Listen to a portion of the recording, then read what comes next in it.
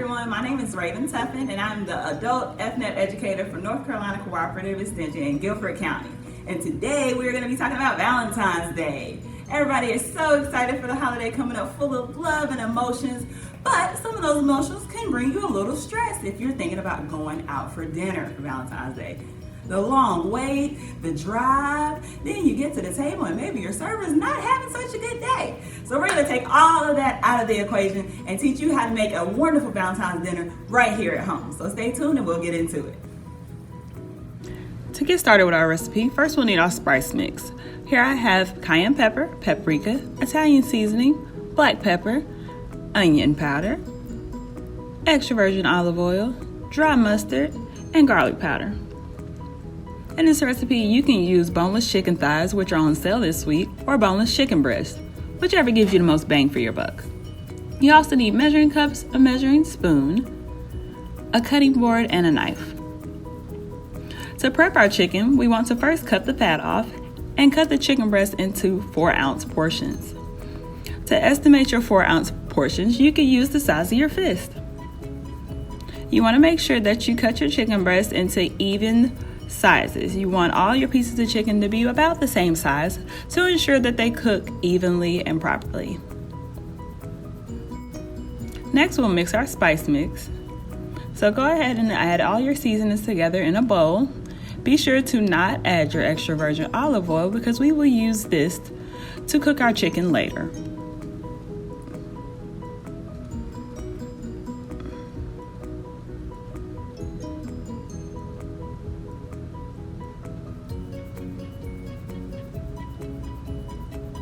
Once your spices are in the bowl, you want to go ahead and stir them together until they're nice and combined. Now we'll take our chicken pieces and season. You want to take 2 tablespoons of the spice mix and season evenly across each piece of chicken. I like to start by sprinkling the seasoning on both sides and then going back in and massaging the seasoning into the chicken.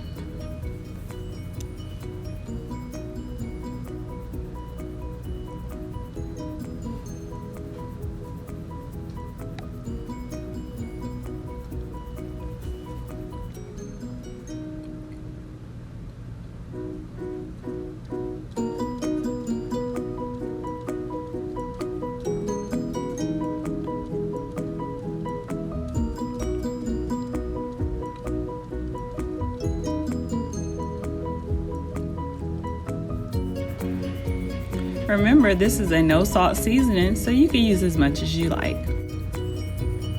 When you're done, your chicken should look something like this. Now that our chicken is prepped, we're going to go ahead and cut our onions for our gravy. First, you want to cut off the stem end of the onion and then cut off one side of the onion as well to make a flat surface. That way you don't have to worry about your onion rolling around on the countertop. At this point, you can go ahead and peel the skin off your onion. Once you're done with that, you're going to want to take your main piece of onion and cut it directly through the root end. That way you have 2 halves of an onion. For this recipe, we only need 1/4 cup of onion, so you're going to use 1/2 and take it and lay it flat. Now you want to go ahead and cut at least 1 to 2 horizontal cuts into your onion, making sure not to cut all the way through the onion to the root end. You want to go all the way to the top, but not all the way through the root. Next, we will go ahead and turn our onion and make our vertical cuts. The vertical cuts in the onion are going to determine the width of your dice. Next, we will turn our onion one more time and go ahead and cut to create our dice. You want to make sure that you're holding your onion firmly with a claw hand to keep your fingers out of the way. And once you get down to the piece of onion that's harder for you to hold, you want to go ahead and turn it on its side and continue cutting as you see here.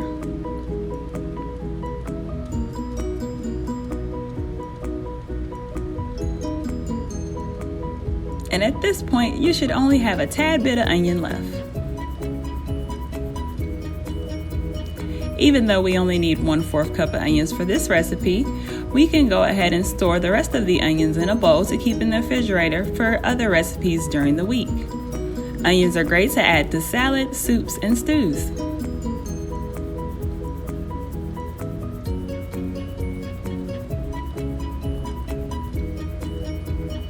Now that all the prep is done, we're going to go ahead and get started cooking. First, you want to take 2 tablespoons of extra virgin olive oil and add it to a skillet set to medium-high heat. Let your oil warm up and then carefully add the chicken to the pan. You know your oil is hot when it easily moves across the surface of the pan. When adding chicken to the skillet, you want to carefully place each piece in the pan, being sure not to make any splash.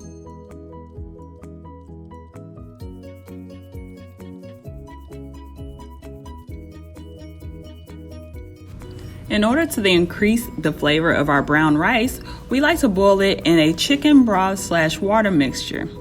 I use 2 no-sodium chicken bouillon packs with 2 cups of water. According to the back of our rice package, it calls for 2 cups of liquid per 1 cup of water. Simply mix the seasoning with water and set aside. When you're ready to cook your rice, add liquid to the pot and 1 cup of rice and cook as directed.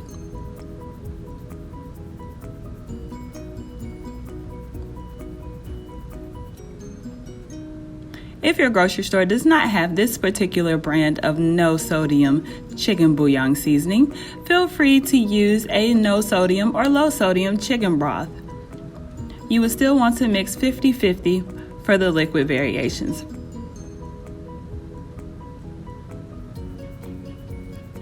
When your chicken bouillon is mixed together with the water properly, your mixture should look something like this.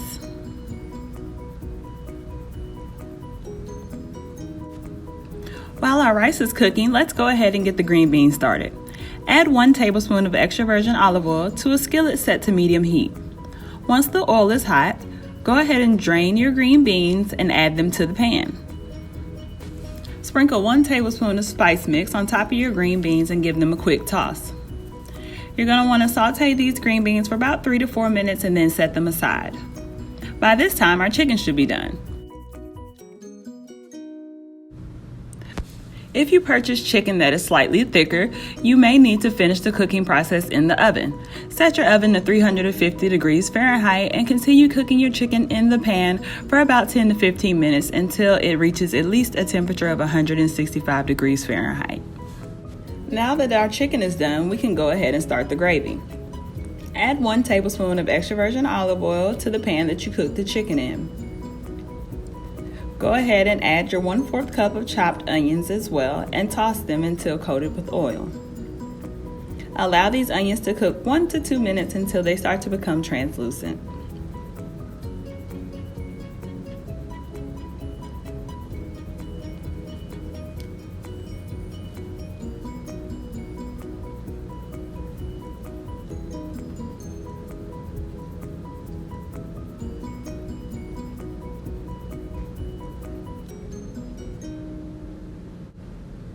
Add your garlic powder, your black pepper, your onion flakes, and your onion powder to your onion mixture, and stir.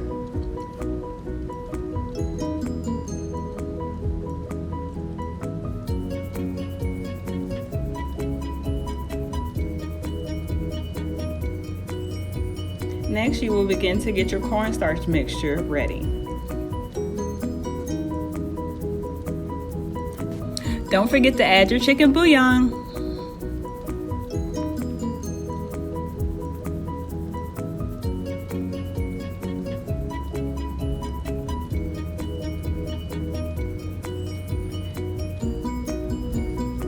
Take 1 tablespoon of cornstarch and add it to 2 cups of water.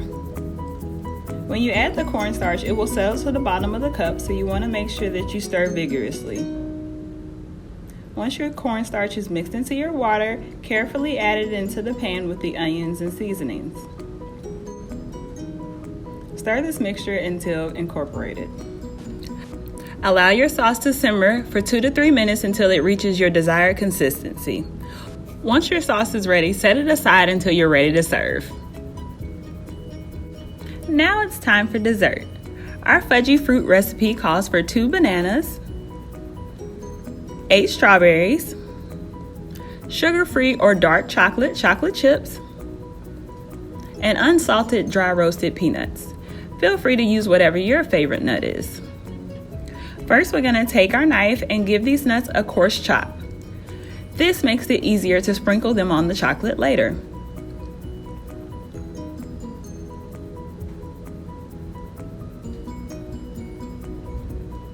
Next, we'll carefully melt our chocolate inside the microwave. Check out this simple hat for chocolate decorations. Take a sandwich/quart-size storage bag and a coffee cup. Line the cup with the storage bag and pour the chocolate inside. Smooth the chocolate down to one corner of the bag.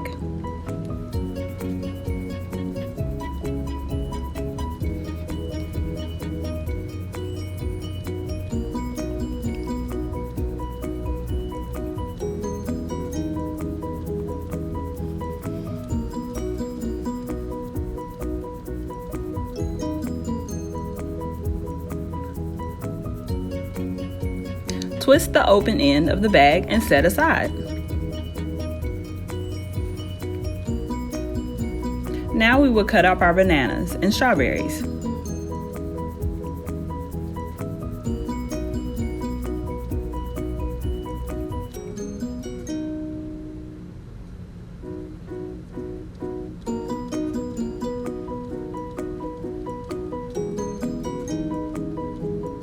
Feel free to leave the strawberry stems on if you like, or you can cut them off.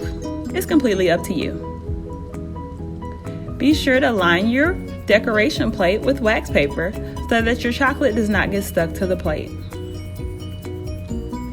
When we're talking about a romantic dinner like Valentine's Day, presentation is everything. Now we're going to take our makeshift chocolate decoration bag and cut a slimy hole at the bottom. You don't want to cut a hole that's too big because then you'll get a massive flow of chocolate.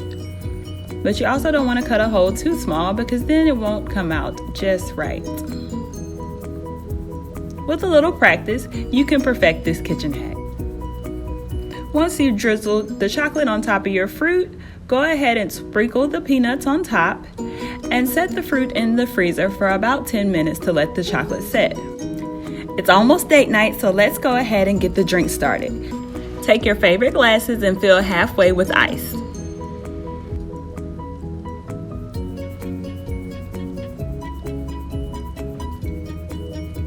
Slice whatever fruit you're using, in this case strawberries and grapes, and evenly distribute them between the glasses.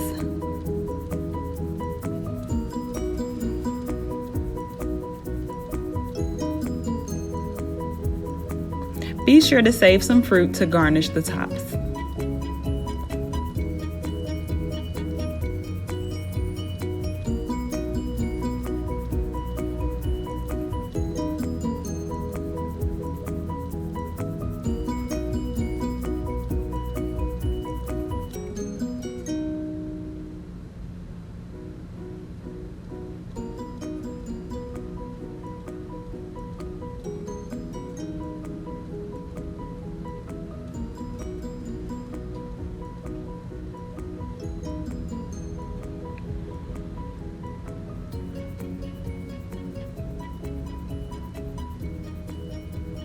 For our strawberry fizz today, we'll be using Diet Ginger Ale, lemon lime seltzer water, and orange juice.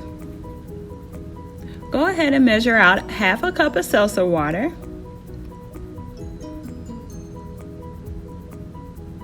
and half a cup of Diet Ginger Ale.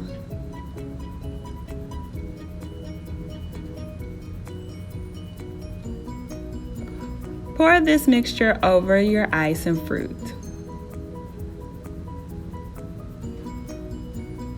Now you will take your orange juice or whatever juice you're using in your fizz and measure out 1/4 to 1/2 cups of juice and pour that over the top.